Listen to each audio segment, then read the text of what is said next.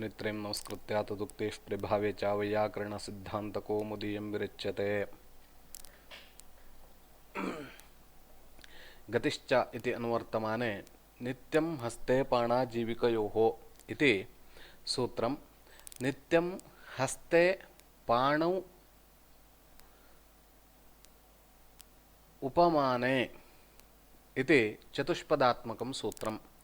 नित्यम् इति प्रथमा एकवचनं, हस्ते इति पाणौ इति उपयमने इति च सप्तमी विभक्ति एकवचनं। वाक्ययोजना गतिश्च इति अधिक्रियते। विभाषा कृञि इति सूत्रात् कृञि इति अनुवर्तते। एवञ्च सूत्रार्थः हस्ते इति पाणौ इति च शब्दौ कृञि नित्यं गतिसंज्ञौ भवतः उपयमने इति। उपयमनं नाम किम् इति चेत् विवाहः अथवा स्वीकारमात्रम् इति अन्ये केचन कथयन्ति। हस्ते कृत्य पाणौ कृत्य इति उदाहरणं कन्यां स्वीकर्तुं पाणिं गृहीत्वा इति अर्थः हस्ते कृत्य पाणौ कृत्य इत्यस्य। रूपसिद्धिः हस्ते कृत्य इत्यत्र हस्तङि कृत्वा इति अस्ति। नित्यं हस्ते पाणाव उपयमने इति सूत्रेण हस्त इत्यस्य गतिसंज्ञा। गतिसंज्ञायां कुगतिप्रादेयः इत्यनेन गतिसमासः। गतिसंज्ञकं हस्तङीति गतिसंज्ञकं कृत्वा इति समर्थेन सह समस्यते समासे। समासे नैपूर्वक्तो ल्यप् इत्यनेन क्त्वा इत्यस्य ल्यबादेशः अनुबन्धलोपः य इति अवशिष्यते। हस्तङि कृ या इति अस्ति। इदानीं ह्रस्वस्य प्रतिकृति तुक् इत्यनेन कृ इत्यस्य तुगागमः अनुबन्धलोपः। हस्तङि कृ तु या इति अस्ति। सुपोधातु प्रातिपदिकयोः इत्यनेन सुपः लुकि प्राप्ते। तत्पुरुषे कृतिबहुलम् इति सूत्रेण अलुक् विधीयते। अलुकि लुक् न भवति। अनुबन्धलोपे हस्त इ कृत्य इति जातम्। आद्गुणः इत्यनेन गुणे हस्ते कृत्य इति हसते इति अस्ति। हस्ते कृत्य इति जातं। विशिष्टात् कृत्तदित इत्यनेन प्रातिपदिकसंज्ञायां सुबुत्पत्तौ क्त्वातोऽसुन् कसुनः इति क्त्वान्तस्य अव्ययत्वात् अव्ययादाप्सुपः इत्यनेन सुपः लुकि हस्ते कृत्य इति रूपं सिद्ध्यति। एवमेव पाणौ कृत्य इत्यत्रापि द्रष्टव्यम्। पाणि ङि कृत्वा अग्रे सर्वम् एवमेव। सूत्रान्तरं गतिसंज्ञाविधायकं प्राध्वं बन्धने इति। प्राध्वं बन्धने इति द्विपदं सूत्रं। प्राध्वं बन्धने इति द्विपदं सूत्रं। प्राध्वम् इति अव्ययं, बन्धने इति सप्तमी विभक्ति एकवचनं। गतिश्च इति अधिक्रियते। पुरोव्ययम् इति सूत्रात् अव्ययम् इति अनुवर्तते। विभाषा कृञि इति सूत्रात् कृञि इति च अनुवर्तते। एवञ्च प्राध्वं बन्धने इति सूत्रस्य अर्थः प्राध्वम् इति मान्तम् अव्ययं बन्धनेन आनुकूल्ये वर्तते।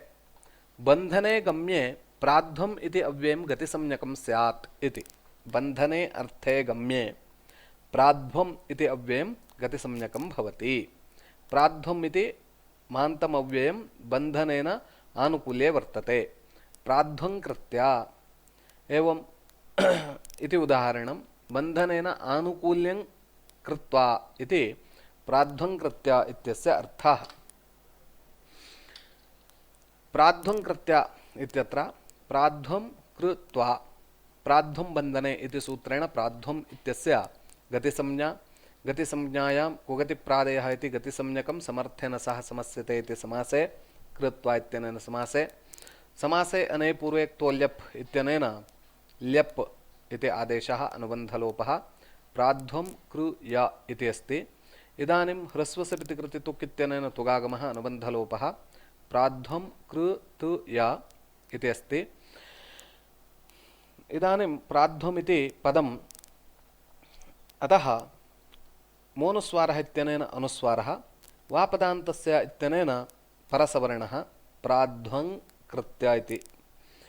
विशिष्टात् प्रातिपदिकसंज्ञायां सुबुत्पत्तौ अव्ययत्वात् त्वात् उसुमकसुनः इति अव्ययत्वात् अव्ययादाप्सुपः इत्यनेन सुपः लुकि प्राध्वं कृत्या इति रूपं सिद्ध्यति। जीविकोपनिषदावौपम्ये इति अग्रे गतिसंज्ञाविधायकं सूत्रं। जीविकोपनिषदौ औपम्ये इति पदच्छेदः द्विपदं सूत्रं। जीविकोपनिषदौ इति जीविकोपनिषदित् इति शब्दस्य प्रथमाविभक्तिद्विवचनम्, औपम्ये इति सप्तमीविभक्ति एकवचनं, गतिश्च इति अधिक्रियते, विभाषा क्रञि इत्यतः क्रञि इति अनुवर्तते। उपमा एव औपम्यं, तस्मिन् औपम्ये विषये जीविका शब्दः उपनिषत् शब्दश्च क्रञायोगे गतिसंज्ञौ स्तः इति अस्य सूत्रस्य अर्थः। उदाहरणानि जीविका कृत्या उपनिषत् अशनपानादि जीवनोपायः जीविका इति कथ्यते। जीविकाम् इव अवश्यं कृत्वा इत्यर्थः। उपनिषत् कृत्या इत्यस्य उपनिषत् नाम वेदान्तभागः उपनिषदम् इव रहसि ग्राह्यत्वेन कृत्वा इत्यर्थः। उपनिषदम् इव रहसि ग्राह्यत्वेन कृत्वा, उपनिषत् अध्यापनम् अध्ययनं च रहसि क्रियते, तद्वत् यथा उपनिषत् अध्ययनं रहसि क्रियते तद्वत् अन्यत् किञ्चित् कार्यं रहसि गृहीत्वा क्रियते चेत् उपनिषद् कृत्या इति उच्यते।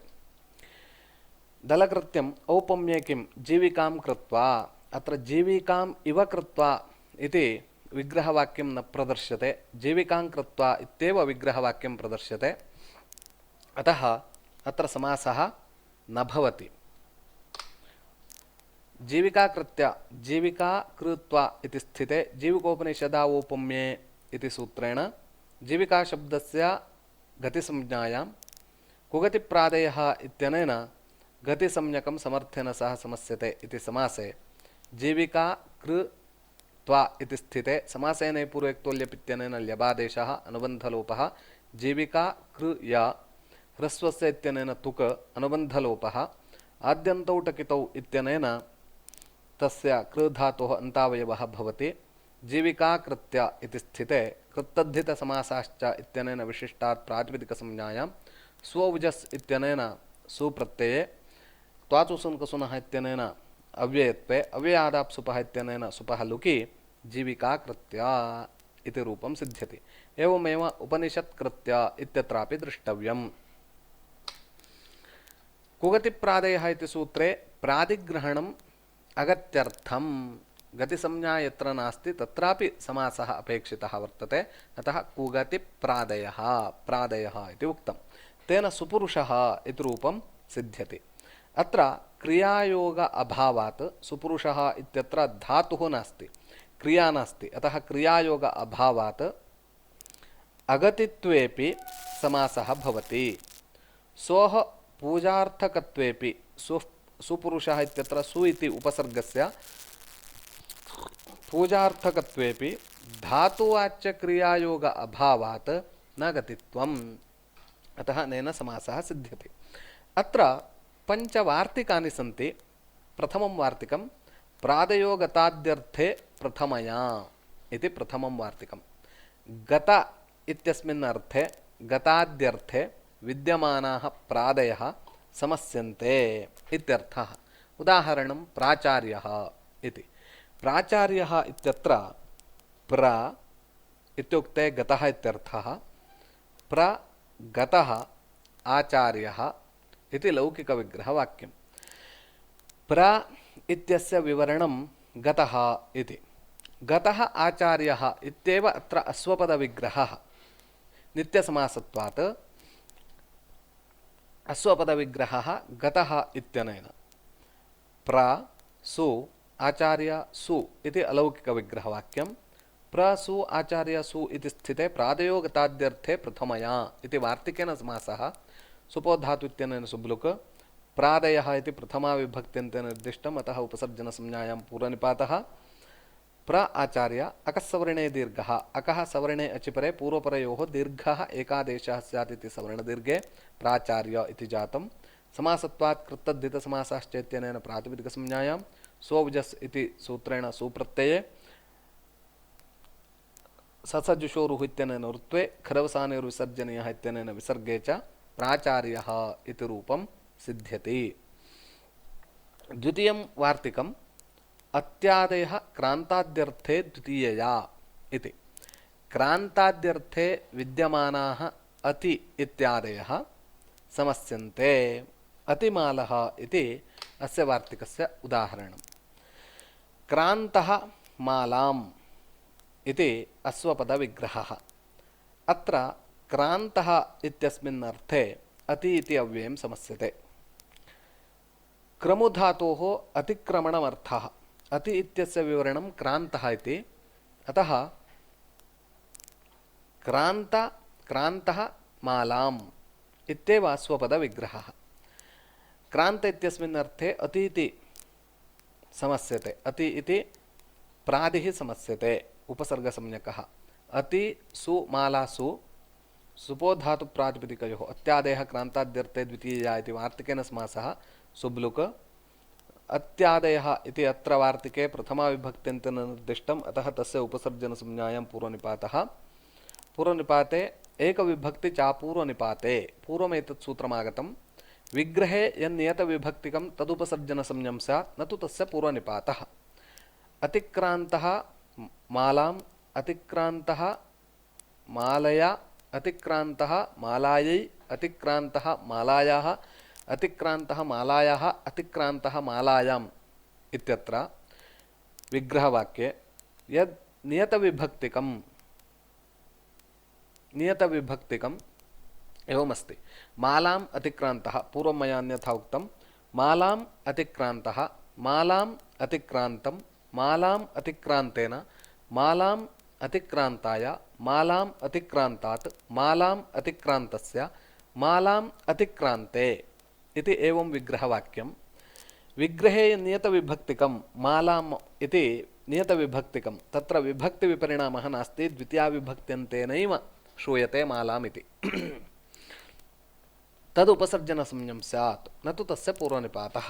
अतः माला इत्यस्य उपसर्जनसंज्ञायां कोस्त्र्योरुपसर्जनस्य उपसर्जनं योगो शब्दः स्त्रीप्रत्ययान्तञ्च तदन्तस्य प्रातिपदिकस्य ह्रस्वः स्यात् इति ह्रस्वे अतिमाला इति जाते विशिष्टात् प्रातिपदिकसंज्ञायां सुबुत्पत्तौ वृत्ते विसर्गे अतिमालः इति। मालाम् अतिक्रान्ता अतिमाला मालाम् अतिक्रान्तम् अतिमालम् इति त्रिषु लिङ्गेषु भवति। अग्रे अवकोकिलः इति। कृष्टः कोकिलया इति लौकिकविग्रहवाक्यं। कृष्टः इत्यस्मिन् अर्थे अव इति समस्यते। अवसु कोकिलासु अवादयः कृष्टाद्यर्थे तृतीयया इति अस्ति।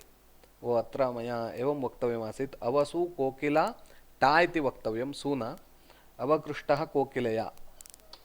अत्रापि सून अम् इति वक्तव्यम् अतिक्रान्तः मालाम् इत्यत्र। अत्र टा अवसु कोकिला टा इति स्थिते। इदानीम् अवादयः कृष्टाद्यर्थे तृतीयया इति सूत्रेण इति वार्तिकेन समासे सुब्लुकि प्रथमानिर्दिष्टं समासोपसर्जनम् इत्यनेन उपसर्जनसंज्ञायाम् उपसर्जनं पूर्वम् इत्यनेन पूर्वनिपाते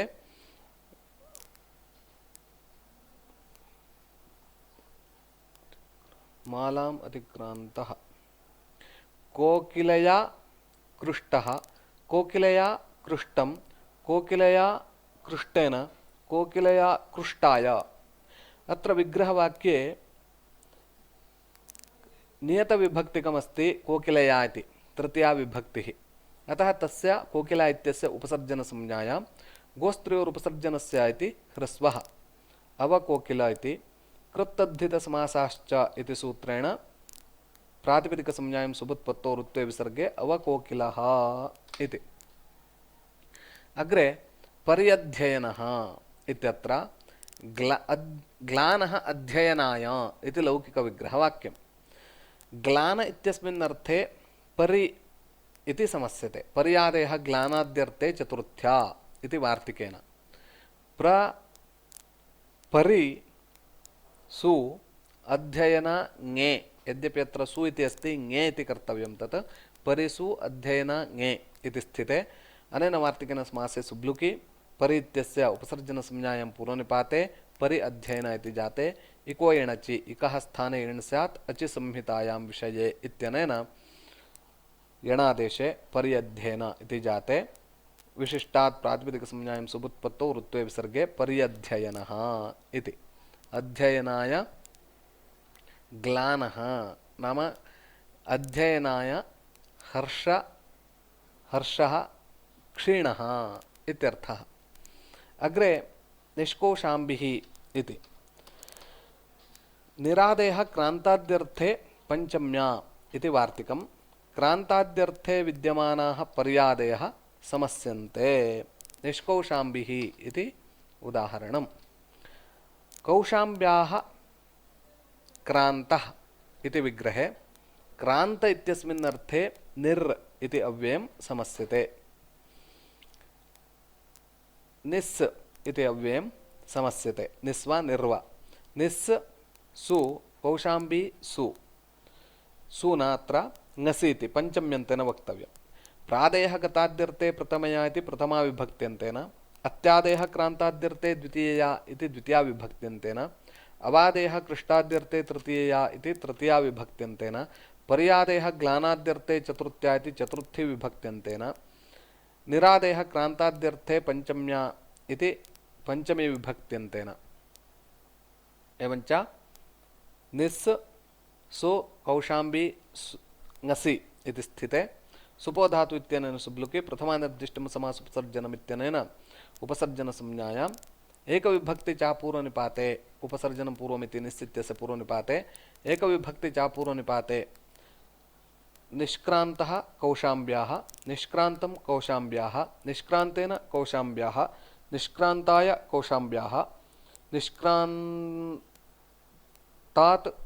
कौशाम्ब्याः निष्क्रान्तस्य कौशाम्ब्याः निष्क्रान्ते कौशाम्ब्याः इति एवं विग्रहप्रदर्शने यन्नियक्तविभक्त्यन्तेन श्रूयते कौशाम्ब्याः इति पञ्चमी विभक्त्यन्तेनैव श्रूयते। अतः कौशाम्बी शब्दस्य उपसर्जनसंज्ञायाम् इदानीं गोस्त्रियो इत्यनेन ह्रस्वे निष्कौशाम्बी इति जाते। निस् इत्यत्र ससजुषोरुः इत्यनेन ऋत्वे खरवसानयो इत्यनेन विसर्गे निः कौशाम्बी इति जाते। इदुदुपद्धस्य चाप्रत्ययस्य इत्यनेन इकारोकारोपदाभूतस्य विसर्गस्य षत्वं स्यात् कुफ्वः परयोः इति षत्वे निष्कौशाम्बी। कृत्तद्धित इत्यनेन विशिष्टात् प्रातिपदिकसंज्ञायां सुबुत्पत्तौ ऋत्वे विसर्गे च निष्कौशाम्बिः इति। ग्रहकार्यम्। नित्यं हस्ते इति सूत्रं पूरयत। द्वितीयः प्रश्नः प्राध्वं बन्धने इति सूत्रे प्राध्वम् इति अव्ययं कस्मिन् अर्थे वर्तते। तृतीयः प्रश्नः जीविकोपनिषदावोपम्ये इति सूत्रस्य उदाहरणं किम्। चतुर्थः प्रश्नः प्रादयो गताद्यर्थे इत्यादीनि पञ्च वार्तिकानि विलिख्य तस्य एकैकम् उदाहरणं प्रदर्श्य रूपाणि साधयत। नत्वा सरस्वतीं मुनित्रयं नमस्कृत्य तदुक्तैः परिभाव्य च वैयाकरणसिद्धान्तकौमुदीयं विरच्यते।